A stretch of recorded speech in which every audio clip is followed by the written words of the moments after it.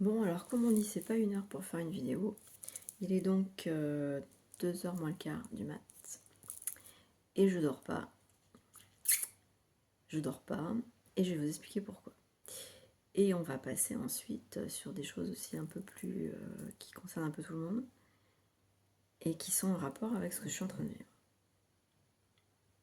Je sais plus trop pourquoi, mais bon, en tout cas, c'était très clair. Avant que je me lève, c'était très clair. Parce que du coup, la parole s'était activée. J'étais obligée, donc ça fait 1 heure que je suis dans le lit, mais en position assise. Parce que j'ai de temps en temps des problèmes de pompe à protons. Donc ça se soigne en prenant des inhibiteurs de pompe à protons. Alors c'est assez comique hein, quand on sait que je travaille beaucoup sur le proton au niveau psychoatomique et que j'ai des problèmes de pompe à protons dans l'estomac. Un ami me disait il y a quelques mois, t'excites pas la nouille, il s'agit pas, il n'y a aucun rapport avec tes travaux sur le proton et la psychoatomique. Alors que si, mais bon. Donc parce que depuis je me suis quand même renseignée sur cette histoire de pompe à protons.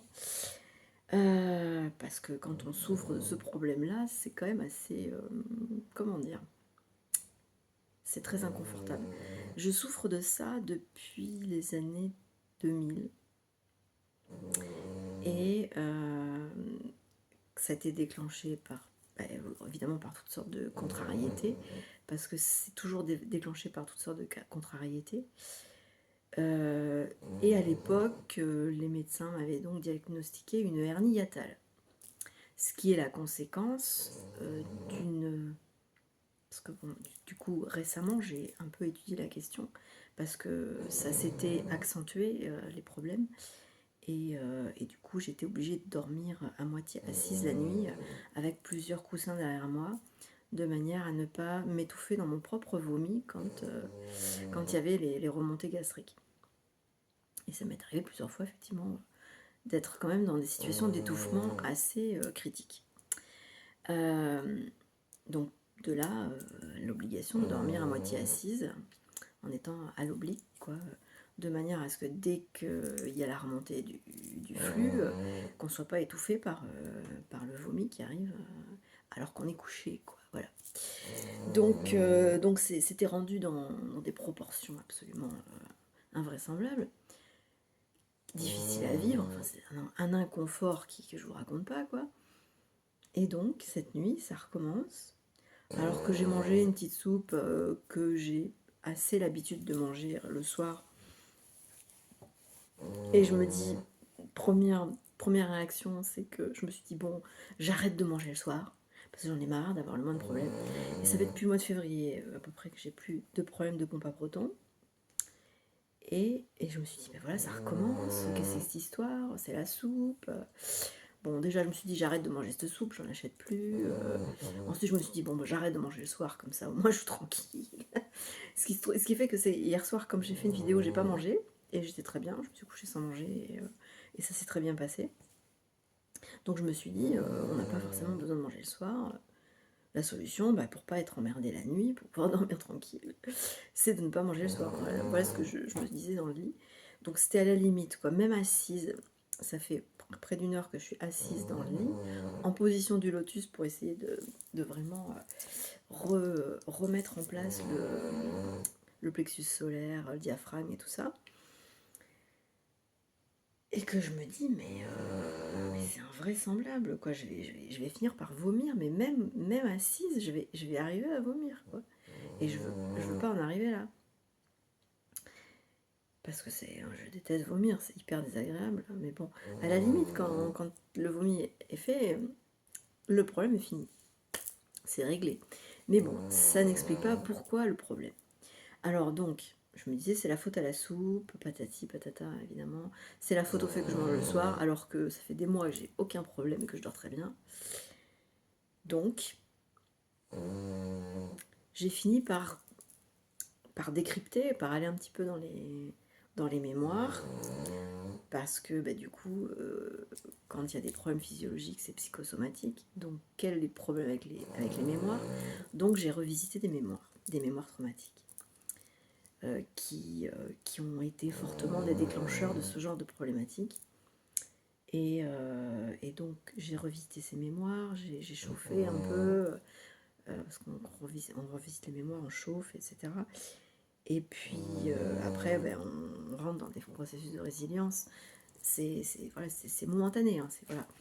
Le décryptage, quand on visite les mémoires, c'est de manière consciente. C'est pas forcément comme ce que je vous avais décrit hier, cette histoire avec le lion et tout ça. C'est pas toujours aussi violent. Quelquefois, maintenant, s'il y a visite pour moi de mémoire, c'est assez tranquille, quoi. Ça se fait de manière assez calme, assez pondérée, voilà. Pas trop pas trop émotive. Émotionnelle toujours, mais pas trop émotive. Parce qu'une mémoire est toujours émotionnelle, c'est un mouvement, donc emotion, quoi, voilà. C'est une mémoire, c'est un truc qui se déplace dans le subatome, donc c'est un mouvement. Donc c'est un mouvement qu'il faut capter et qu'il faut arriver à faire dégraviter autour du noyau, puisque ça fait partie du nuage électronique qui tournoie autour du noyau. Et donc il faut arriver à ralentir ce truc pour que ça ne chauffe plus. Et c'est ça qui est ce phénomène de neutralisation des mémoires, c'est de réussir à les désémotiver. Donc émotivite, ça veut dire l'émotion qui va trop vite. Enfin, qui va vite, mais quand on chauffe trop, c'est qu'elle va trop vite. Bon, ça, depuis des années, je parle de ça. J'en reparle très rarement depuis quelques temps, parce que c'est pas tellement d'intérêt, j'en ai tellement parlé. Mais bon, je remets ça parce qu'il y a des personnes qui n'ont pas forcément vu les anciennes vidéos où je parlais de ces vitesses de rotation autour du subatome, des mémoires. Et donc, effectivement, c'est de l'émotivité. On enlève l'accent et on obtient émotivite, donc émotion qui va vite. Et à chaque fois que quelque chose va vite, ça chauffe. C'est le principe du micro-ondes, c'est-à-dire la vitesse des particules crée la chaleur. Donc, évidemment, quand on a des fortes émotions, on dit que la colère nous monte au visage. Enfin, il y a une expression, la moutarde me monte au nez. Voilà. Et effectivement, quand la moutarde nous monte au nez, on devient tout rouge, voilà. Ou alors quand on bouffe du piment, voilà, ça chauffe et on devient tout rouge, et c'est effectivement on chauffe. Il y a un phénomène de surchauffe corporel. Et on dit aussi ça me chauffe les nerfs, quoi. Voilà. Quand quelque chose nous énerve, enfin, surtout au Québec, on dit ça me. Non, au Québec, on dit ça me tombe sur les nerfs. En France, on dit plus ça me chauffe les nerfs. Et donc en France, on est un petit peu plus ajusté du coup dans ce qui se passe physiologiquement, c'est qu'il y a vraiment un échauffement du système nerveux qui crée un échauffement après des cellules et puis des corps de chair, quoi. Donc, on revient à la pompe à protons. Donc je viens d'installer en fait une nouvelle application de caméra, parce que mon ancienne application ne fonctionnait plus et je perdais toujours les vidéos que je faisais. Donc j'espère que celle-ci va bien fonctionner et que je ne vais pas parler pour rien, pour pas avoir de vidéo à la fin. C'est pour ça que la dernière fois le AZ Screen n'a pas fonctionné, parce que il est rentré, parce que j'avais mis le AZ Screen en me disant la caméra marche pas. Donc j'ai fait un direct sur Facebook, enfin la caméra marche pas. Donc j'ai fait un direct sur Facebook parce que, sachant que ma caméra ne fonctionne pas, je me suis dit, bon, en faisant un direct sur Facebook, l'application Facebook de la caméra va faire fonctionner, mais pour sécuriser le truc, et aussi pour ne pas avoir à repasser la vidéo, me la retaper pour faire un AZ screen, je me suis dit, je vais faire l'AZ screen en même temps. C'est pour ça qu'il y en a certains qui sont allés voir sur YouTube une nouvelle vidéo, il n'y avait pas de son, parce qu'en fait l'AZ screen était en conflit avec la caméra de Facebook. Donc j'ai supprimé la vidéo de YouTube, puisque la Z-Screen n'avait pas fonctionné au niveau du son. Et donc ça ne servait à rien de laisser cette vidéo sur YouTube. Donc pour la vidéo d'hier soir que j'ai faite sur Facebook, le direct que j'ai fait sur Facebook, qui est super chiant parce que le son est décalé avec l'image, donc c'est hyper casse-pied à regarder et à écouter. À la limite, il faut juste écouter et puis aller ailleurs et puis surtout pas regarder, parce que quand vous voyez un décalage entre le son et la vidéo, c'est super casse-pied. Moi, je déteste ça. Donc la Z-Screen avait filmé ça, mais non, c'était Facebook, parce que quand j'ai relancé pour Facebook pour voir ce que ça donnait, j'ai constaté qu'effectivement il y avait un décalage et c'était hyper désagréable. Donc voilà, Il y avait que le direct qui semblait fonctionner. Après, j'ai pas eu de retour en me disant qu'il y avait un problème de synchro entre le son et l'image. Mais en tout cas, l'enregistrement, il y en avait un. Donc, pour ceux qui revisionnent la vidéo sur Facebook, il y a certainement pour eux aussi un décalage entre le son et l'image. En tout cas, pour moi, c'est le cas. Donc voilà, je suis désolée, je vais avoir des petits problèmes de gastrique. Parce que je suis sur la fin là, de la résorption de ça. Donc, je pense que je vais réussir à pas vomir. Mais bon, c'est quand même assez compliqué. J'ai passé des mauvais moments là dans le lit quand même. C'est là qu'on remercie de ne pas avoir un compagnon dans le lit qui doit supporter ça et qui peut pas dormir à côté. Ou alors il faut avoir une chambre d'amis. Enfin bref. Donc voilà. On n'empêche personne de dormir. Je suis bien contente de gêner personne.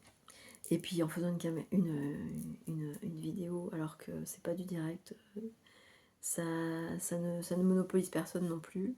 Après, quelqu'un sur Facebook qui est debout la nuit et qui regarde quelqu'un qui fait un direct, tant pis pour lui, quoi, je veux dire. S'il dort pas, c'est son problème. Voilà, on n'est pas là pour le réveiller. Donc bon, là, j'ai choisi de pas faire un direct Facebook parce que puisque je me suis rendu compte qu'il y avait un décalage entre le son et l'image, je me suis dit c'est quand même tellement désagréable. Donc je me suis dit je vais essayer de télécharger une autre application qui s'appelle je sais plus comment d'ailleurs. Attends,